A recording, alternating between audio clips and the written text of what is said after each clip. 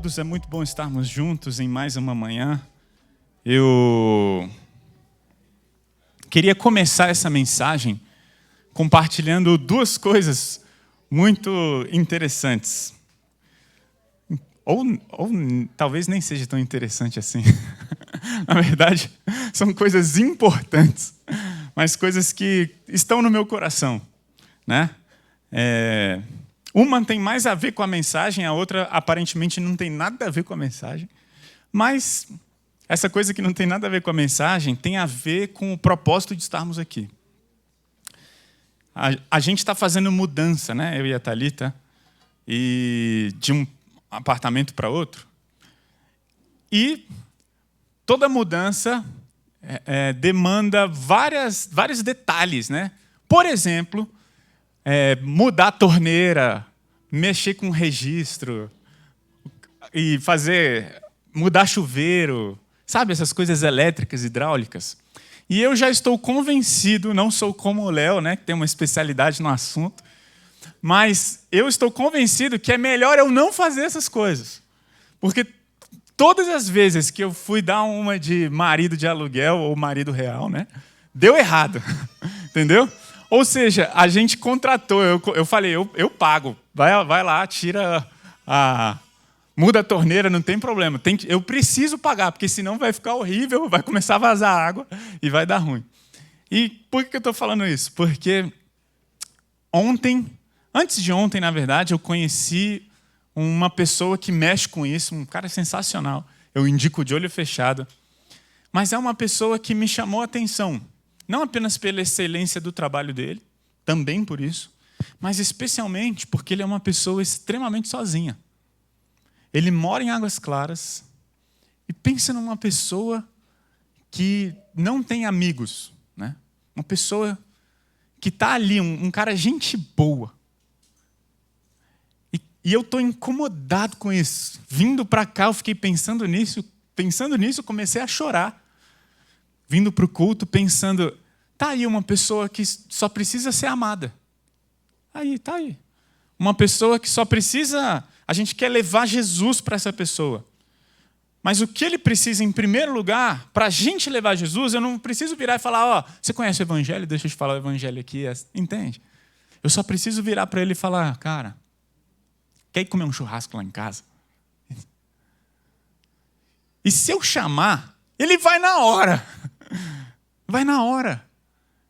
Porque ele falou, cara, eu trabalho e depois eu vou para casa ver série e jogar videogame. É só isso que eu faço da vida. Eu não tenho amigos aqui. E por que eu estou compartilhando isso? Porque eu vou orar por ele, eu desejo que um dia a gente encontre ele aqui. Eu creio que um dia ele vai estar aqui com a gente. Mas antes disso, a gente precisa se atentar às oportunidades. E eu queria te convidar, é sobre isso a nossa missão. A gente quer fazer discípulos que se deleitam em Jesus, que são transformados por Jesus, que proclamam o Evangelho de Jesus. E aí, nesse aspecto, né, eu queria que você, aonde você estiver, no seu trabalho, você pudesse resplandecer a cruz de Cristo Jesus e falar, mostrar Cristo Jesus, se atentar. E é isso. E a segunda coisa, e aí já tem muito mais a ver com a mensagem, nós estamos de mudança.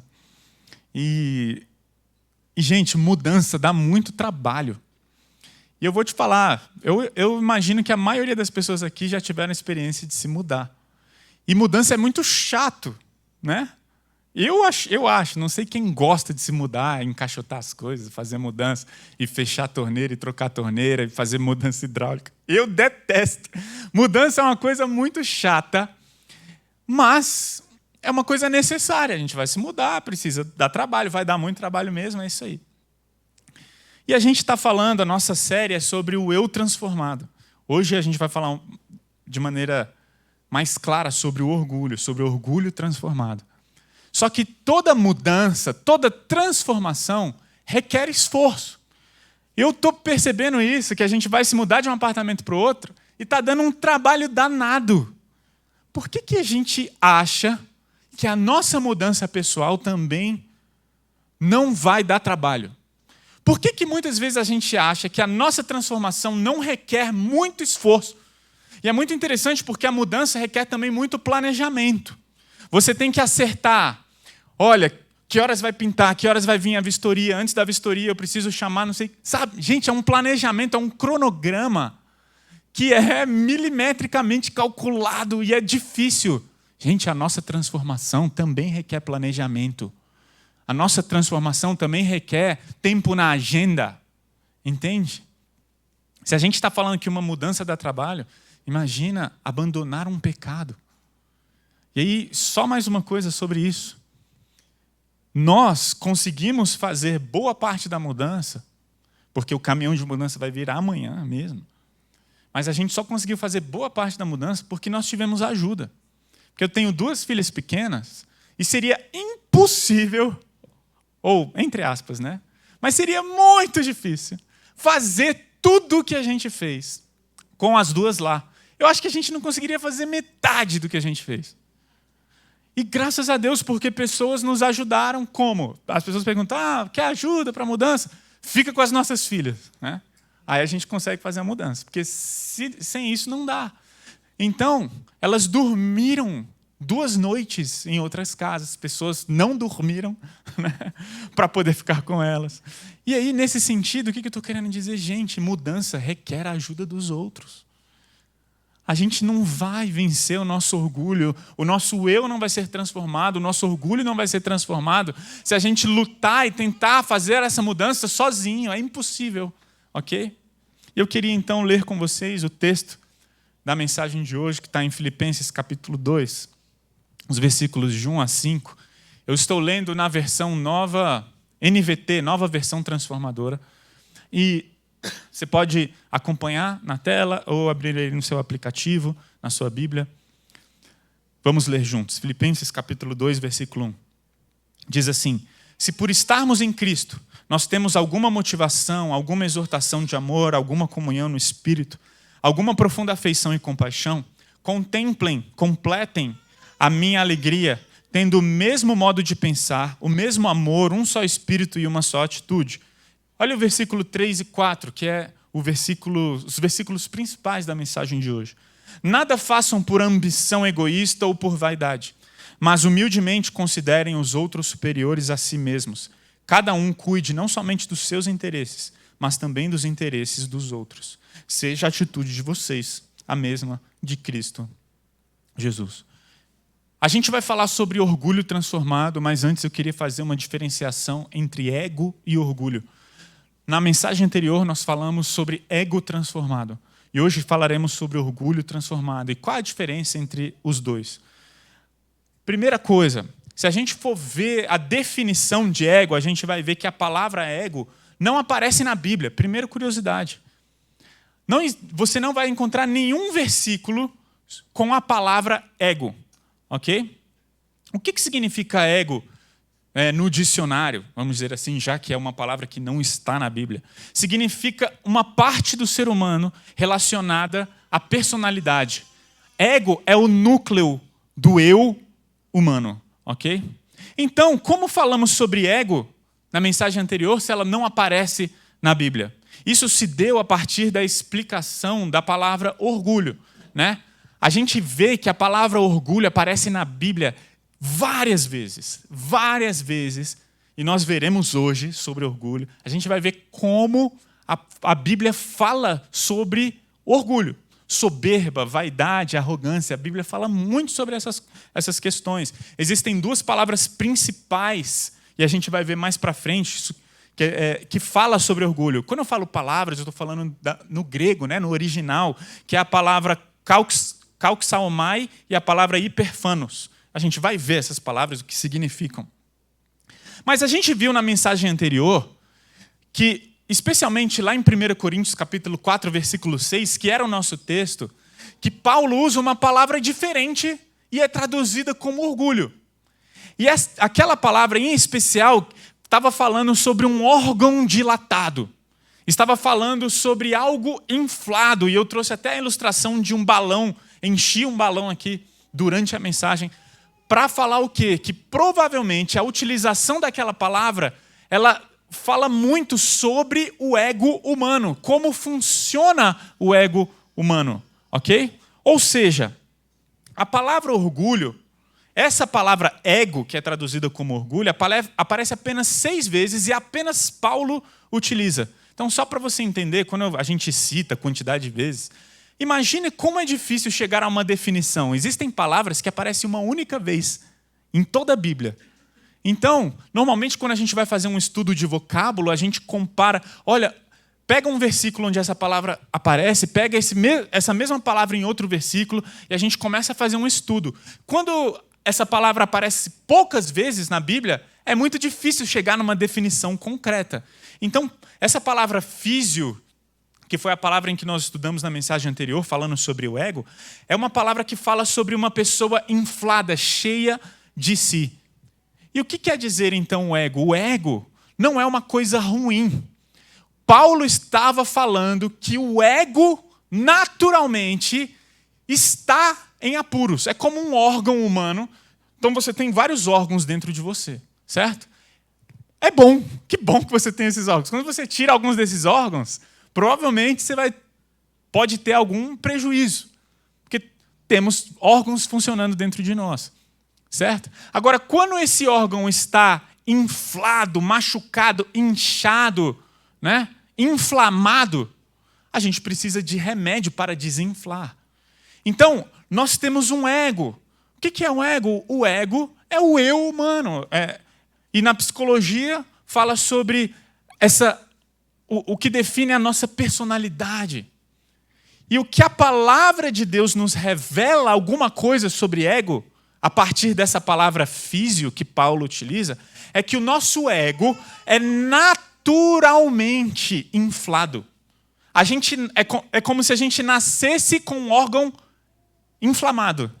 Imagina, uma criança acabou de nascer, os médicos vão fazer os exames e vão falar, olha, ele nasceu com o estômago inflamado e a gente já vai com antibiótico e anti-inflamatório para ele agora. Quando a gente nasce, o nosso ego já nasce inflado.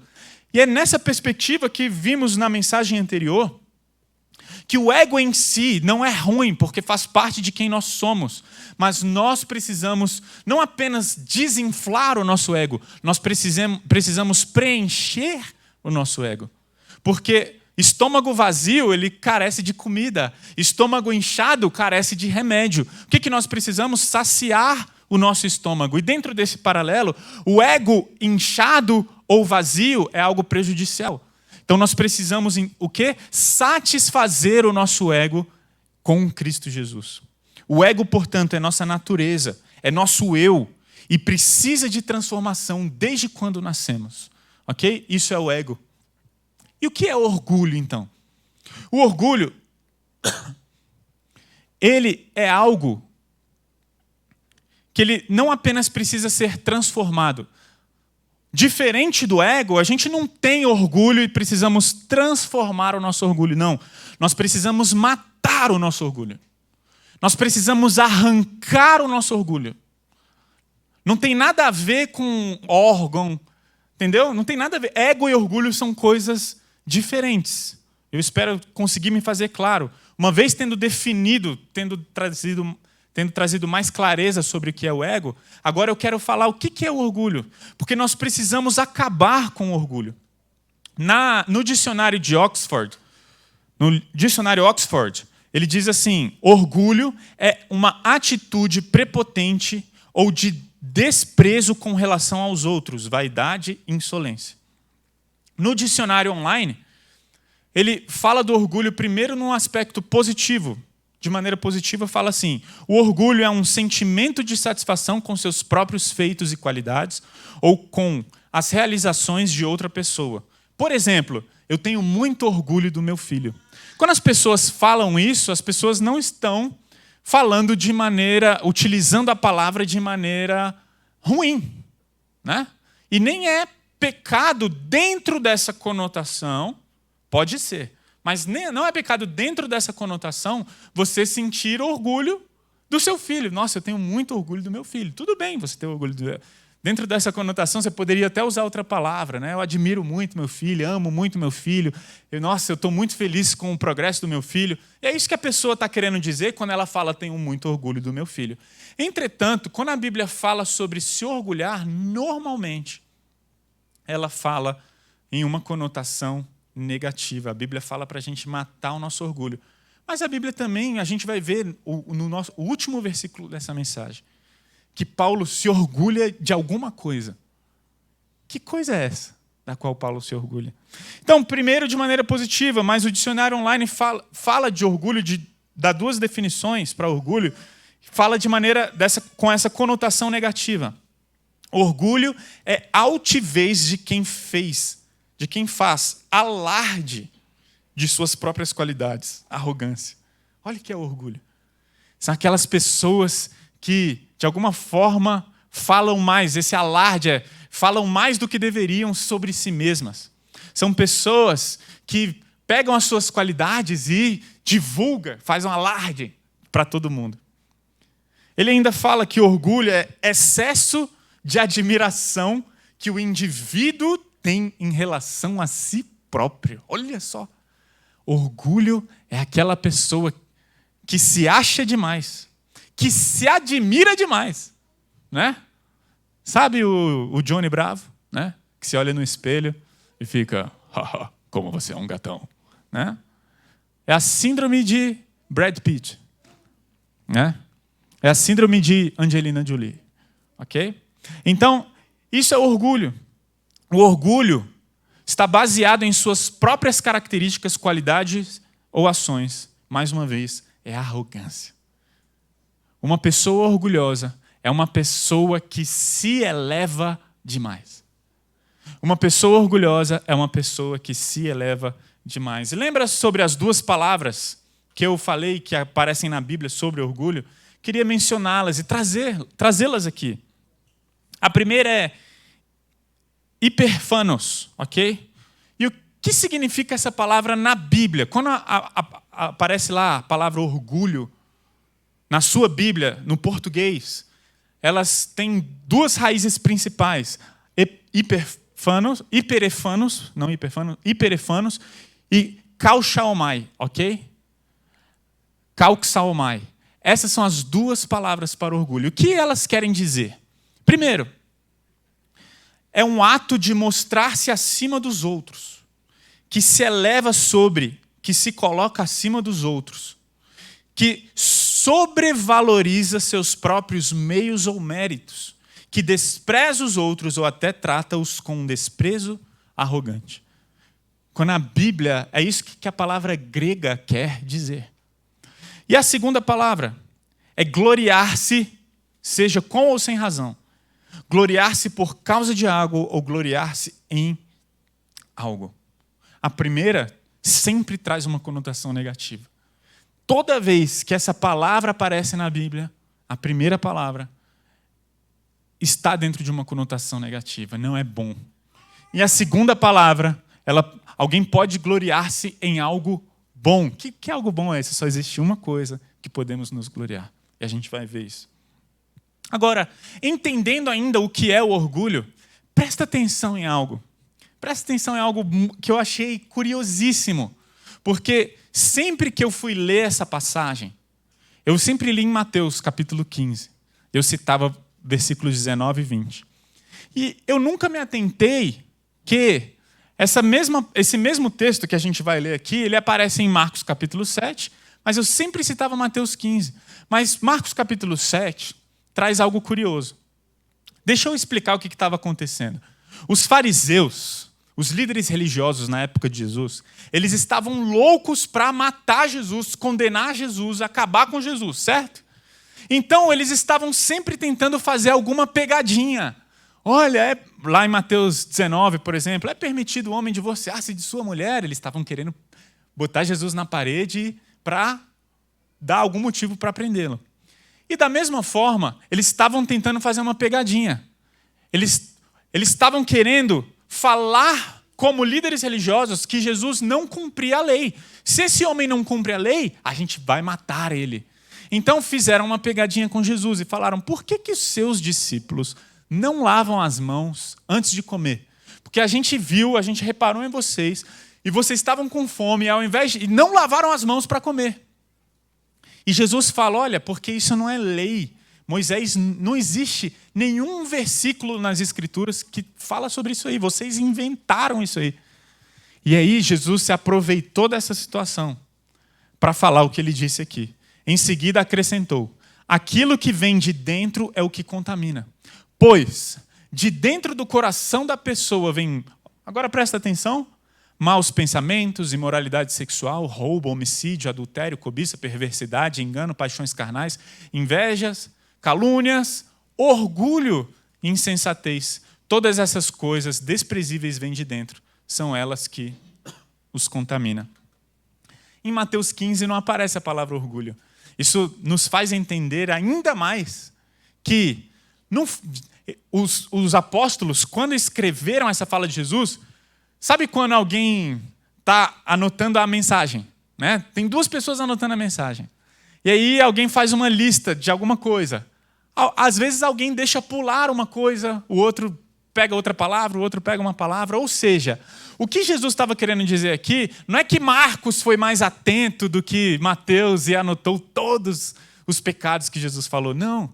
O que Jesus estava falando aqui é que todos os pecados saem do coração humano. Todos. Não existe nenhum pecado que cometamos que não seja primeiramente originado no nosso próprio coração. Deixa eu trazer uma ilustração aqui. Eu amo avaliar músicas. Quando eu falo avaliar, deixa eu ver se a teologia está certa. Né? E eu gosto. Porque às vezes a gente canta umas coisas que eu fico me perguntando, isso aí, será que está teologicamente certo? Será que está teologicamente errado? Às vezes tem algumas músicas que são lindas, né? Mas você fala, essa parte aqui não é boa, vamos tirar, toca, não toca na igreja, enfim. E as músicas infantis eu faço a mesma análise. E tem uma música infantil muito famosa, chamada Toque, Toque, Toque. E logo no início ela fala assim, toque, toque, toque, alguém me bate a porta. Presta atenção na letra. Toque, toque, toque, alguém me bate a porta. Opa, tem alguém batendo na porta. Toque, toque, toque, alguém deseja entrar.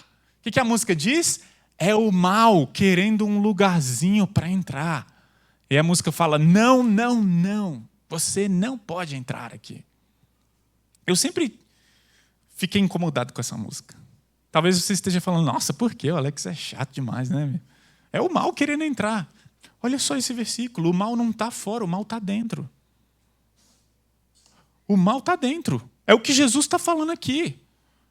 O mal não está batendo na porta do nosso coração, querendo entrar no nosso coração. O mal só está vendo uma oportunidade que está dentro de nós, e vendo uma oportunidade para jorrar.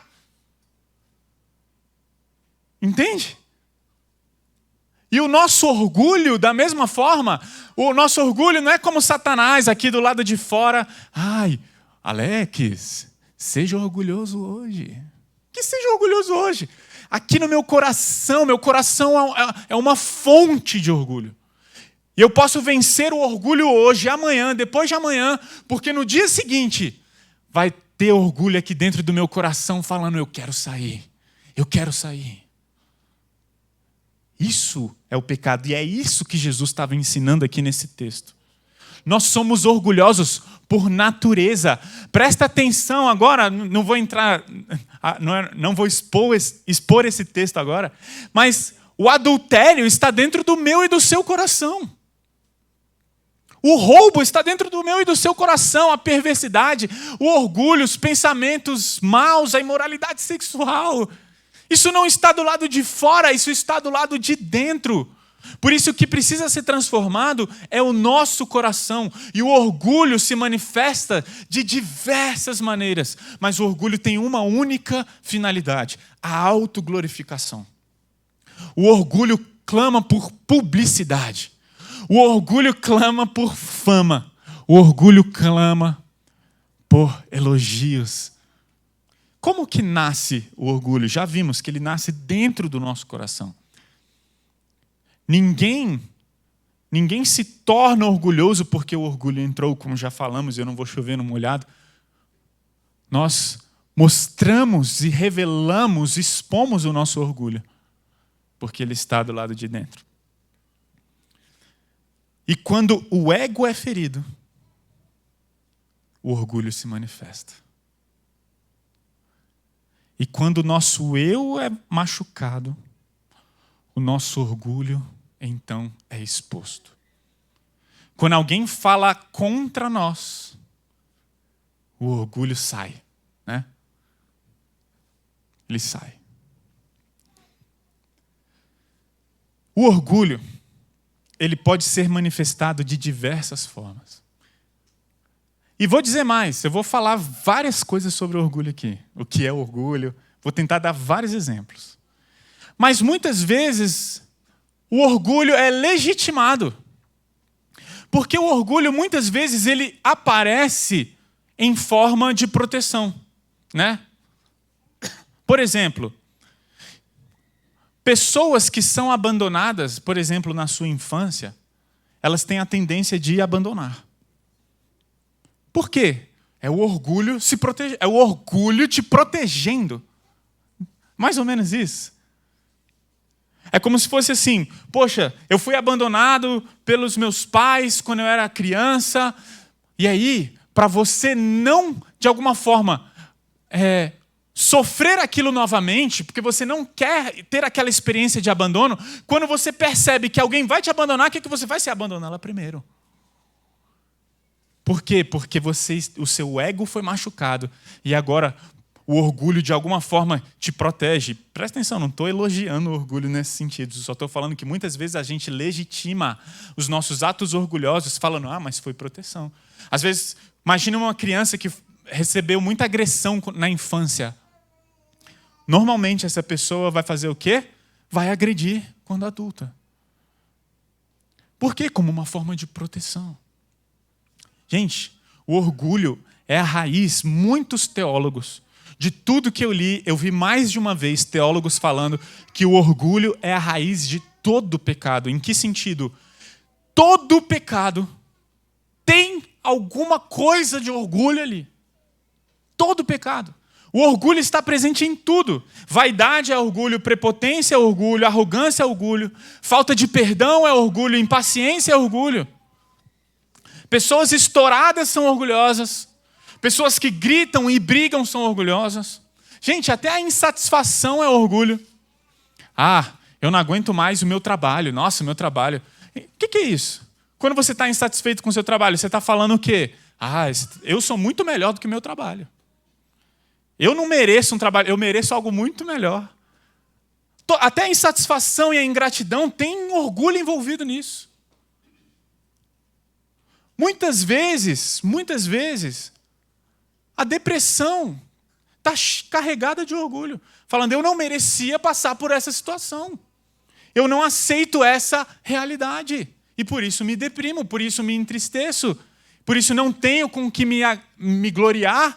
Não, sabe, me gloriar no Senhor não é o suficiente. As circunstâncias precisam mudar. Orgulho, ela tem justificado a traição.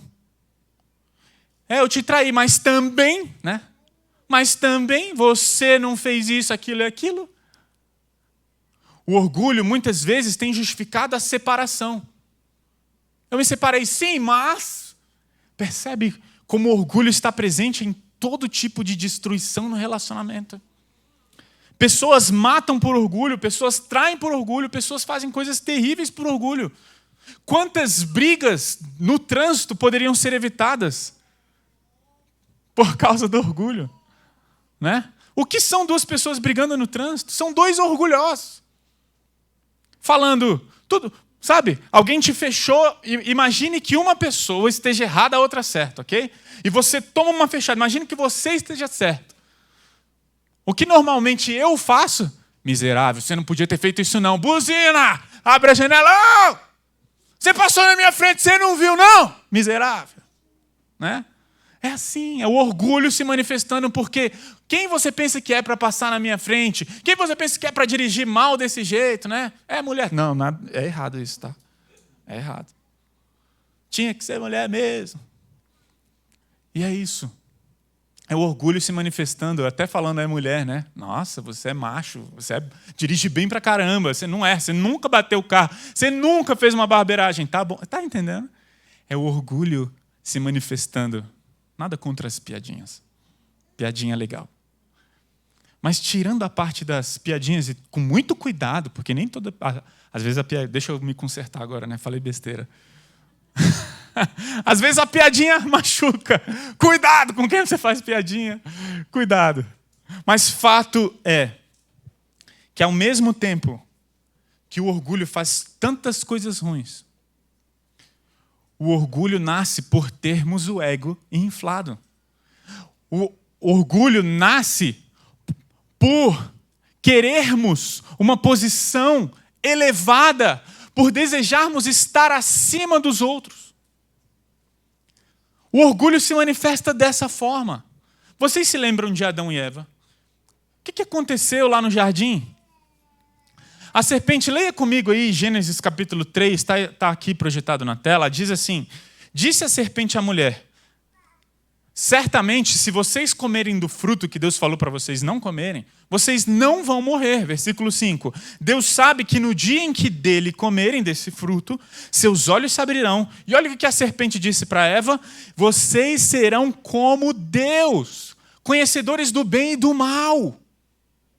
Vocês serão como Deus. Quando a mulher viu que a árvore parecia agradável ao paladar, era atraente aos olhos e, além disso, desejável para dela se obter discernimento, tomou do seu fruto, comeu e deu ao seu marido que comeu também. Vocês percebem por que Eva comeu do fruto? Porque ela queria ser como Deus. Ela não estava satisfeita em ser criatura, ela queria ser como o Criador. É isso que é o orgulho. O orgulho, ele está sempre insatisfeito, querendo mais atenção, querendo mais respeito. Afinal de contas, quem você pensa que é para não me ouvir? Quem você pensa que é para falar desse jeito comigo? Você não tinha o direito de errar comigo. Isso é o quê? É orgulho. É orgulho. Pessoas brigam por causa de orgulho, pessoas discutem por causa de orgulho. E Eva desejou ser como Deus. O orgulho de ser mais do que era, de ter mais conhecimento do que tinha. E da mesma forma aconteceu com Satanás. E a gente vê lá em Isaías 14, assim, o profeta se referindo a Satanás: seu orgulho foi enterrado com você. O som da harpa em seu palácio cessou. Agora larvas são seu lençol e vermes sua coberta. Como você caiu dos céus, ó estrela brilhante, filho da alvorada, se referindo a Lúcifer. Foi lançado à terra, você que destruía as nações, pois dizia consigo: subirei aos céus e colocarei meu trono acima das estrelas de Deus. Dominarei no monte dos deuses, nos lugares distantes do norte. Subirei ao mais alto dos céus e serei como o Altíssimo. Mais uma vez, Satanás quis ser como Deus. Ele era a mais bela criatura de todos os seres angelicais, mas isso para ele não bastava. Ele já era mais do que todos os outros, mas não era suficiente. Ele queria ser como o Altíssimo. É isso que leva pessoas que têm muito a fazer coisas terríveis.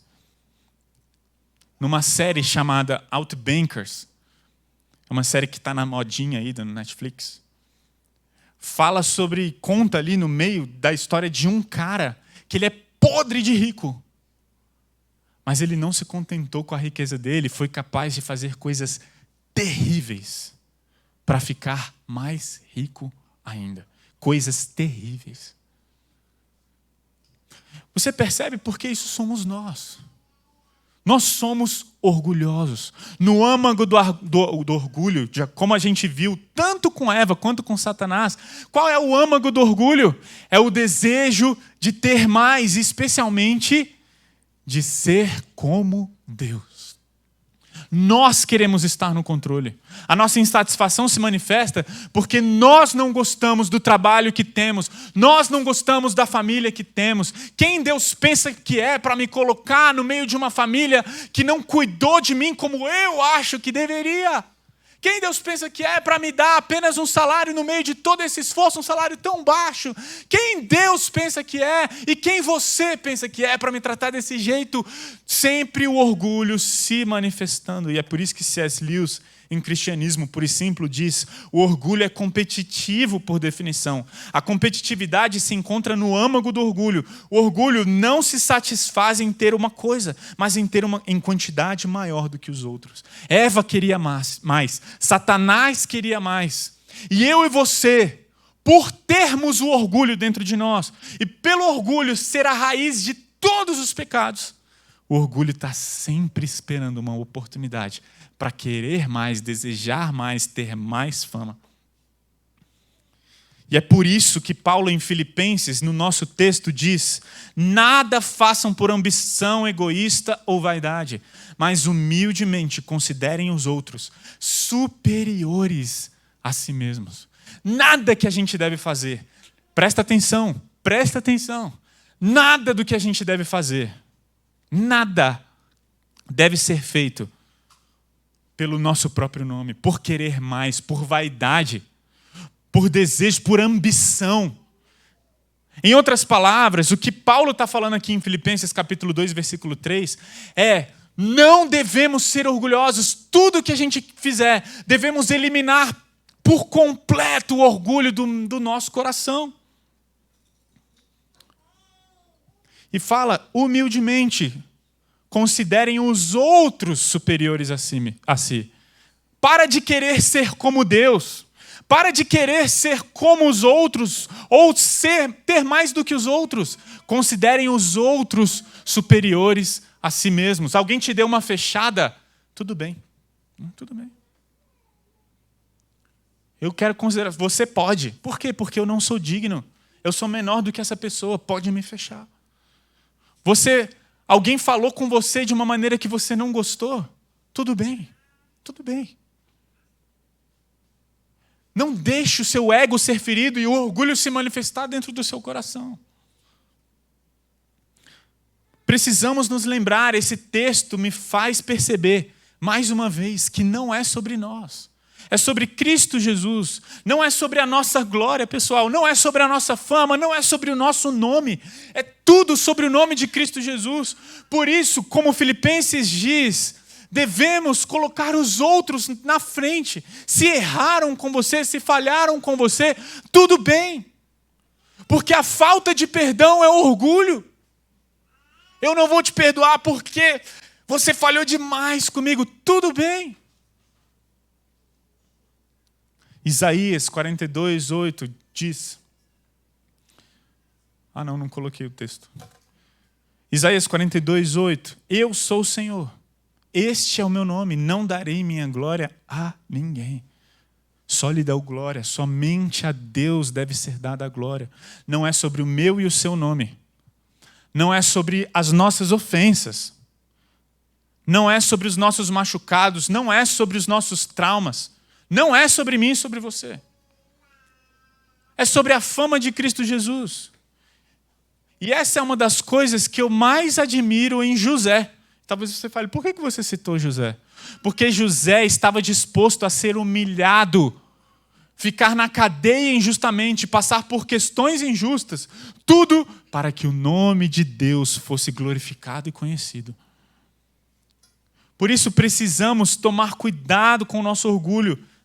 Nós fomos formados por Deus, nós fomos criados para a glória de Deus. Agora, sabe qual é um dos maiores problemas do orgulho? Sabe qual é um dos maiores problemas do orgulho? É porque o orgulho ele não se manifesta apenas nos nossos atos. Como a gente viu em Marcos capítulo 7, o orgulho está no nosso coração. Então, algumas ações incríveis e legítimas podem estar carregadas de orgulho. É verdade, as pessoas matam por orgulho, traem por orgulho, brigam, se separam por orgulho, mas, presta atenção, as pessoas também, olha só, Vocês estão comigo? Vocês estão comigo? Vamos lá, presta atenção aqui. Vai dar certo, vai ser bom. Vai ser bom ouvir isso. Tá bom?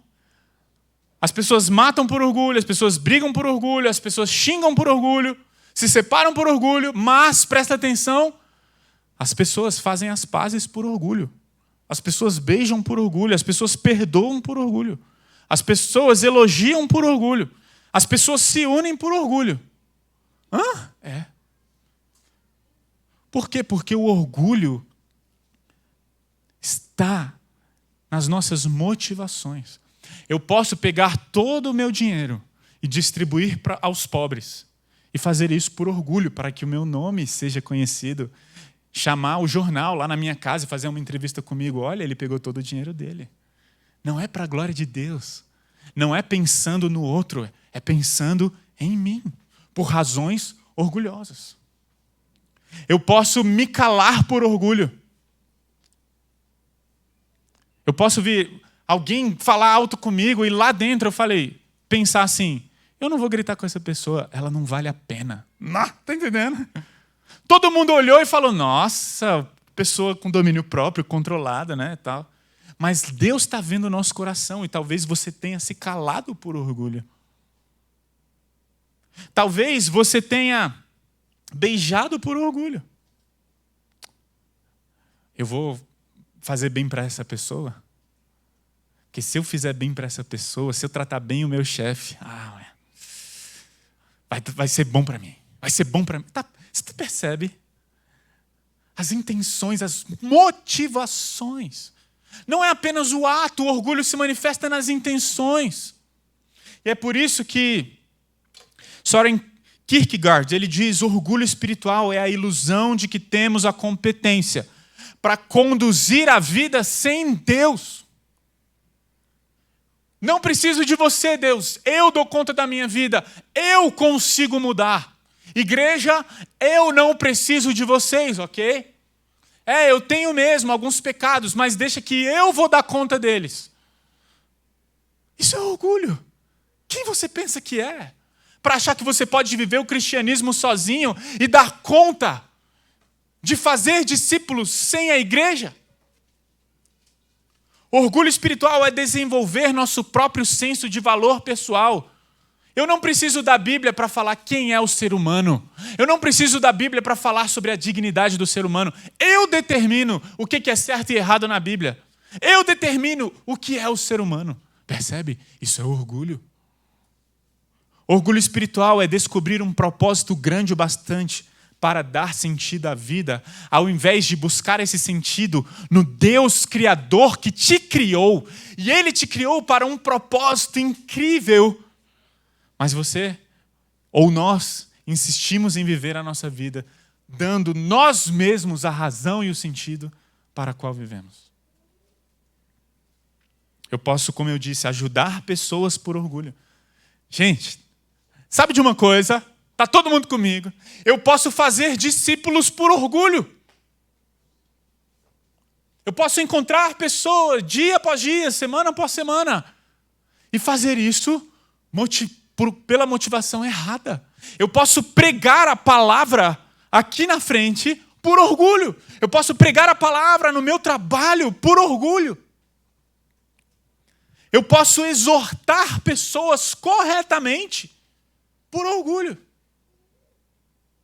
Fazer isso sem amor nenhum e com a motivação de estar certo.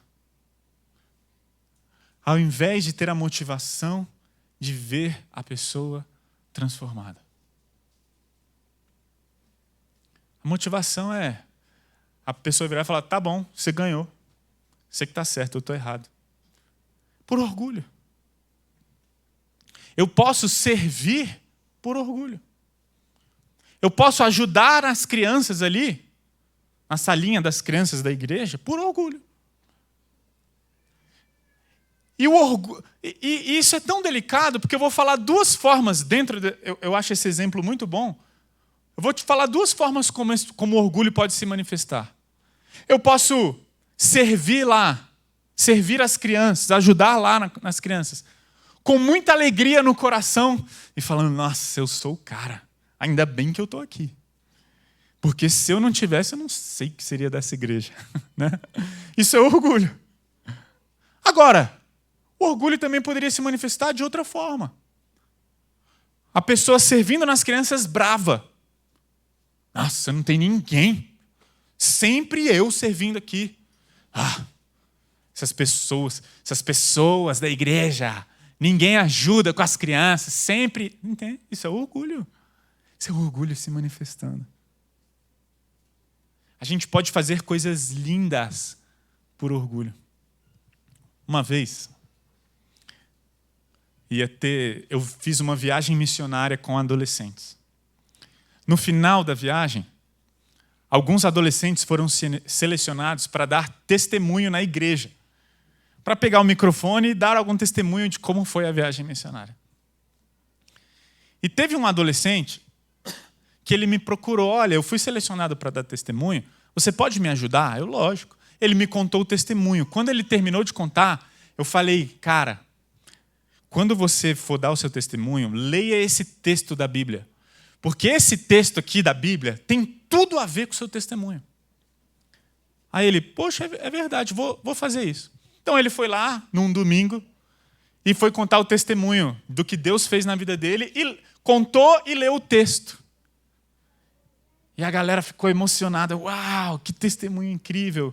Aí fui para a avaliação de ministério. Eu fui para a avaliação de ministério. Os pastores se reuniram. E o pessoal foi comentar sobre os testemunhos dos adolescentes. E falaram, sabe aquele garoto tal? Nossa, o testemunho dele foi top, foi o melhor. Ele fez um link do testemunho dele com o texto bíblico, que foi a coisa mais perfeita. E eu olhando aquilo, aí de repente alguém virou e falou, glória a Deus, né? Quase que eu virei e falei, fui eu que falei para ele. Sabe o que é isso? Orgulho. Eu queria receber a fama. Eu queria naquele momento falar, fui eu. Foi Deus não, né? Foi Deus não, glória a Deus. É mais ou menos isso. Gente, durante 1 minuto, eu estava, levanta ou não levanta a mão? Conto ou não conto? Conto ou não conto? Mas vocês percebem como naquele momento, dentro desse exemplo, eu queria roubar a glória de Deus? Coisas legítimas. Agora, isso é uma didática muito interessante. Eu poderia fazer aquilo sem ser orgulhoso. Poderia. Para a glória de Deus. Sabe, numa conversa leve, tranquila, então eu falei. Você está entendendo? Por isso que eu estou querendo dizer o seguinte. Se eu fizesse, eu não seria completamente orgulhoso. E eu fui orgulhoso, tendo feito ou não. E digo mais para vocês, eu pequei sem ter aberto a boca. Porque dentro de mim, eu quis aquela glória. Eu usurpei a glória. Eu desejei o elogio, falando, nossa, Alex, como você conduz bem os adolescentes, os testemunhos. Se não fosse por... Está entendendo? Eu desejei aquilo dentro do meu coração. Agora, vocês estão percebendo um exemplo besta, um exemplo bobo, mostrando como coisas legítimas podem ser motivadas por um orgulho pecaminoso do nosso coração. Por isso que o orgulho é perigoso. O orgulho é perigoso. O perigo do orgulho é que muitas vezes ele é evidente, mas nem sempre. E para algumas pessoas, quase nunca. Mas ele está aí. Ele está lá. Tem pessoas que parecem ter um domínio próprio incrível. Tem pessoas que não se alteram. Tem pessoas, cara, eu queria ser assim, mas eu não sou, mano. Eu sou intenso. Eu falo, para falar besteira, eu falo alto. E todo mundo fala, nossa, olha, ai meu Deus. Mas às vezes para falar a coisa certa, eu falo alto também. Tá? Eu sou assim. E eu acho massa, eu queria esse domínio próprio. Eu olho algumas pessoas controladas, sabe? Você conhece alguém assim? Nossa, essa pessoa... Ela vai brigar com o cara da Claro, da sua operadora. Então... Mano, eu não falo assim com ela, não. Quando eu vou fazer uma reclamação, a Thalita tem que ficar, amor, calma, né? Não sei como é você. E eu, é verdade. Se acalma, se acalma. Porque eu sou intenso. E eu acho massa as pessoas calmas, mas posso falar? O meu orgulho é fácil de ver. O meu orgulho. Ele se evidencia muito fácil. Mas tem pessoas que são orgulhosas e não dá para perceber. O que eu estou querendo dizer com isso? Eu estou querendo dizer que todos nós somos orgulhosos. E todos nós precisamos lidar com esse pecado no nosso coração, no nosso interior. E tem uma história na Bíblia, e eu já estou caminhando para o final.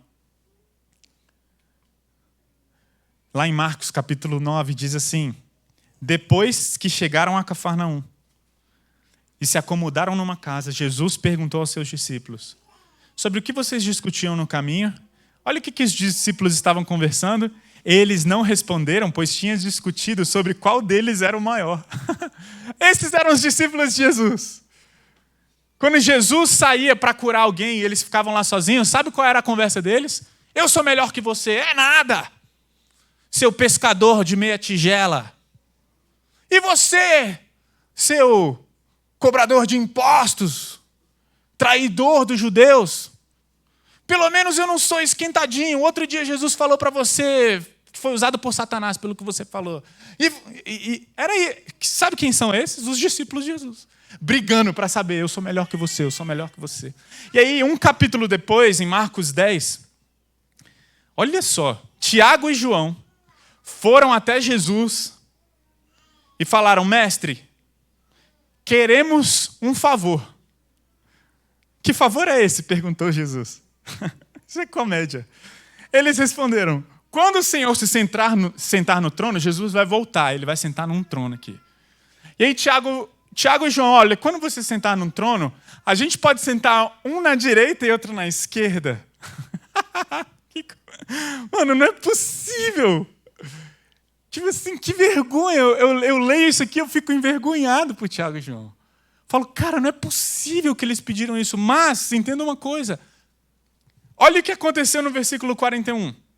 Quando os outros 10 discípulos ouviram o que Tiago e João haviam pedido, ficaram o quê? Indignados. Por que eles ficaram indignados? Por quê? Porque eles também eram orgulhosos. Porque eles também desejaram aquilo. Gente, crente não tem que ficar indignado. Como assim, Alex? Sabe o que significa indignado? Dignidade ferida. É quase ego ferida. É a dignidade ferida. Mas quem se sente digno, eu sou digno, fica indignado. Gente, a palavra de Deus fala que o cristão não é digno de nada. É isso que a palavra de Deus afirma, que não somos dignos de absolutamente nada. Quando a gente olha para o tamanho do nosso pecado, o que nós merecemos é o inferno e a morte eterna. O cristão não merece nada, ele não é digno, por isso nunca deveria ficar indignado.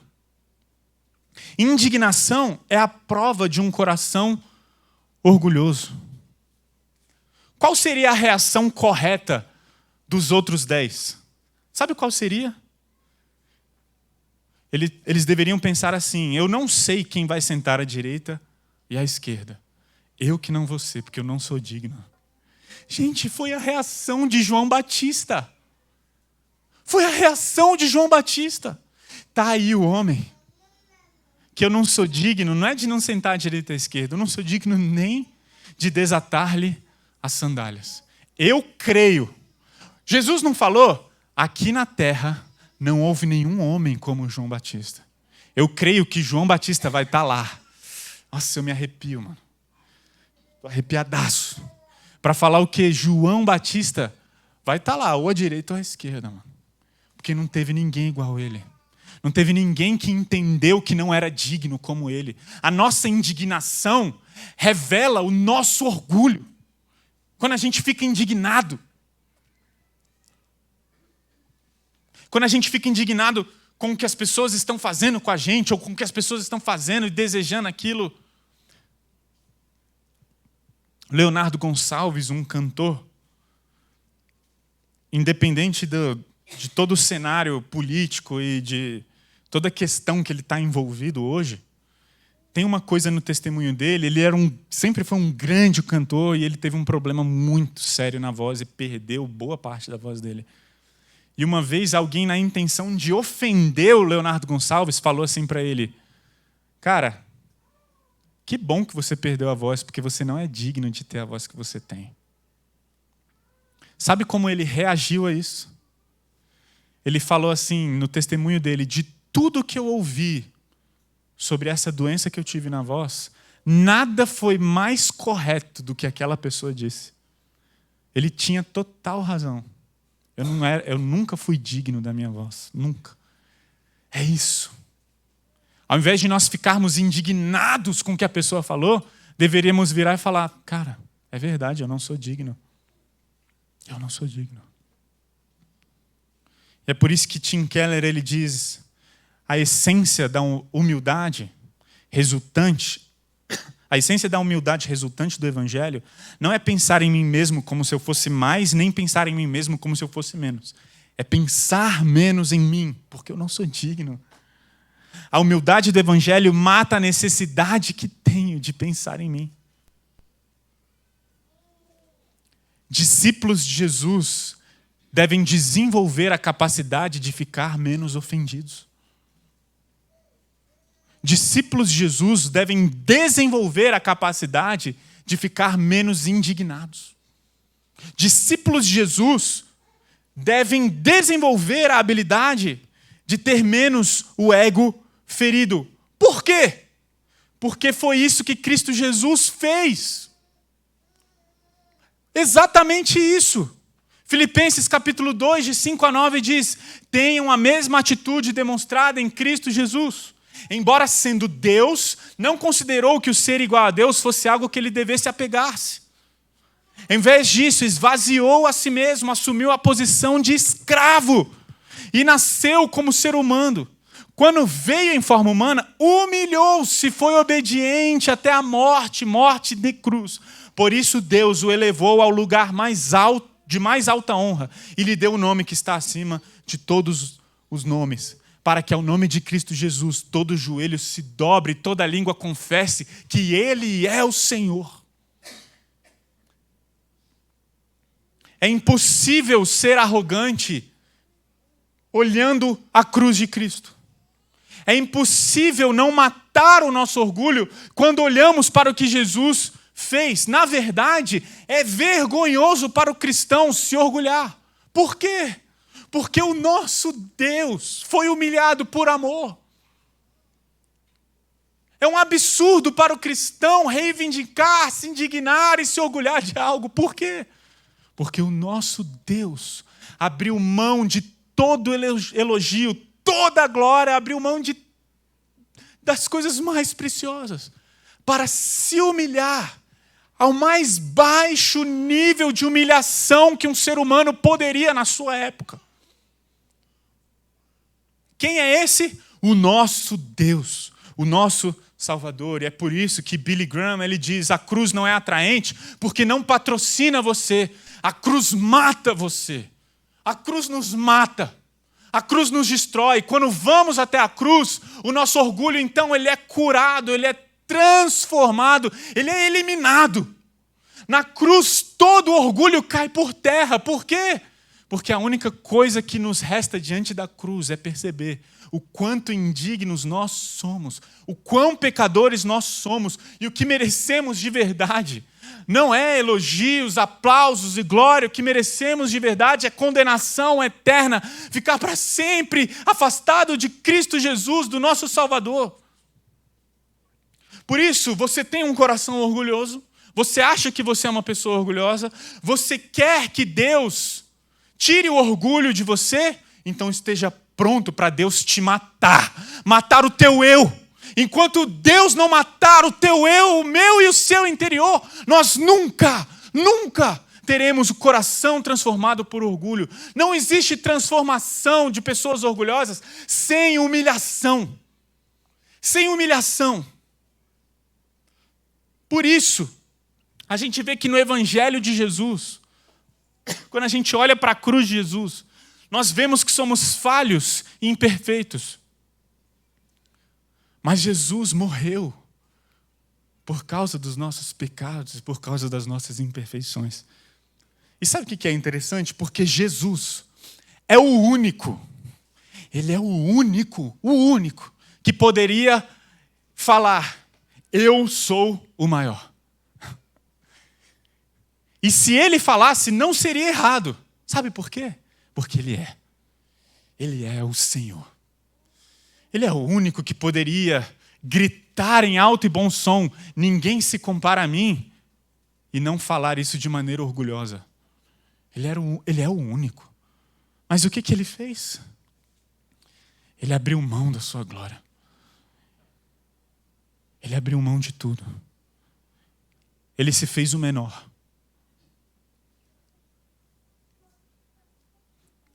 Isso nos leva a nos humilhar. Veja quem Jesus é. Jesus não é um cara legal, Jesus não é uma pessoa, um profeta, não. Jesus é o Deus criador dos céus e da terra, o Alfa e o Ômega. Isaías diz que toda a água da terra cabe na concha de suas mãos. Ele é o maior em glória e poder. O começo, o meio e o fim. O que ele fez? Abriu mão de tudo. De tudo. Se humilhou. É por isso que, se você quiser ser transformado no seu interior, no seu coração, se você quer que Deus tire todo orgulho do seu interior, se eu quiser que Deus tire todo o orgulho que está dentro desse coração pecador, eu preciso ir para a cruz, porque a cruz nos coloca de joelhos quando a gente não quer se ajoelhar. E foi por isso que Paulo falou: olha, quanto a mim, que eu jamais me glorie, me orgulhe em qualquer coisa, a não ser na cruz de nosso Senhor Jesus Cristo. Por causa dessa cruz, meu interesse neste mundo foi crucificado. E o interesse do mundo em mim também morreu. Que eu jamais me orgulhe de nada, a não ser da cruz de Cristo. Você quer ficar indignado? Se indigne, porque Jesus teve que morrer por causa do meu e do seu pecado. Esse é o único orgulho que cabe ao cristão. Esse é o único orgulho legítimo ao cristão. Eu queria fazer uma oração, quero fazer uma oração nesse momento. E eu creio que o Evangelho é poderoso. Eu creio que na cruz de Cristo, todo orgulho pode ser quebrado. Paulo falou: olha, eu fiz coisas grandiosas para Deus. Eram tão grandiosas que eu estava tentado a me orgulhar das coisas que eu fiz. Sabe o que Deus fez? Botou um espinho na carne dele. E lá em 2 Coríntios capítulo 12, fala por quê. Deus fala: Ele colocou um espinho na minha carne para que eu não me orgulhasse dessas coisas. Deus quer acabar com o seu orgulho. Sabe o que a palavra de Deus diz? Em Tiago capítulo 4, versículo 6, em 1 Pedro capítulo 5, versículo 5, que Deus resiste aos orgulhosos, mas dá graça aos humildes. Sabe que eu e você precisamos nos humilhar. Nós precisamos nos humilhar. Nós precisamos de alguma forma falar: tá bom, eu me rendo a Jesus. Eu me entrego a Jesus. Eu não quero mais resolver os meus problemas sozinhos. Você não dá conta de resolver os seus problemas sozinhos. Você precisa se humilhar, eu preciso me humilhar. Nós não somos capazes. Não adianta olhar no espelho e falar o quanto você é o cara ou a mina. Não adianta. Não adianta. O que nós precisamos é de Cristo Jesus. Por isso, se renda nessa manhã. Se humilhe nessa manhã. Pois todo aquele que se humilhar será exaltado em tempo oportuno, diz a palavra do Senhor. Por isso, não perca tempo. Você quer acabar com o seu orgulho, você quer vencer os seus pecados, se humilhe, vá até a cruz, confesse os seus pecados, deixe os seus pecados. Deus vai colocar um espinho na carne. Glória a Deus, que Deus coloque vários espinhos na nossa carne. Para quê? Para que todo orgulho seja morto. Para que todo orgulho do nosso coração seja destruído. Que venham as provações, que venham as dificuldades. Para quê? Para que todo orgulho do nosso coração seja aniquilado. É isso que Deus quer fazer. Às vezes a gente não entende por que a gente passa por tantas dificuldades e provações. Saiba de uma coisa, tende por motivo de toda alegria por passar por várias provações, porque uma vez que a sua fé for aprovada, nós experimentaremos o que é ser um homem maduro e íntegro, que não falta coisa alguma. Tiago capítulo 1, 2 a 4. É isso que precisamos. Precisamos nos humilhar, precisamos, de alguma forma, ir para a cruz de Jesus. Eu queria orar na expectativa de que Deus nos transforme, de que sejamos humildes como Cristo, que Deus nos faça como Cristo Jesus. Tende em vós a mesma atitude que houve também em Cristo Jesus, que embora sendo Deus, não teve por usurpação, não teve o que o ser a Deus era algo que ele deveria pegar-se, antes a si mesmo se humilhou, a tal ponto até se humilhar à morte de cruz, a pior morte da sua época. É isso que precisamos nesse momento. O Evangelho não patrocina você. O Evangelho mata. E é isso que Deus quer fazer. Ele quer fazer o nosso eu morrer. Para que então nasça Cristo Jesus. Cristo Jesus seja a nossa identidade. Aquele que morrer vai ser salvo. Aquele que negar a sua vida por amor a mim, esse vai encontrar a vida. Vamos orar.